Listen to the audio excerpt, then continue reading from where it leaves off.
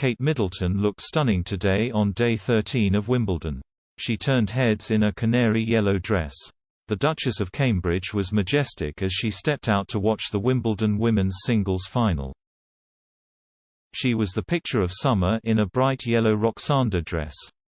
She opted for an ankle-length number. A small belt nipped the royal in at her tiny waist. The bodice of the dress was very form-fitting and the skirt fell into pleats. Undoubtedly the most exciting element of the dress was the gathering of yellow material on one side of the dress just under her neck. This added some dimension to the garment. It appeared to create a bow-like space. The Duchess accessorized with minimal jewelry. Only her stunning sapphire engagement ring and a pair of Kiki McDonough citrine pear-drop earrings were on show at today's event. Kate was chic in a pair of white Gianvito Rossi pumps in white leather. She did not appear to be carrying a handbag. As for hair and makeup, the Duchess also went for the minimalist theme. She opted for a classic dark smoky eye. To complement the yellow dress, she added a sweep of bronze eyeshadow.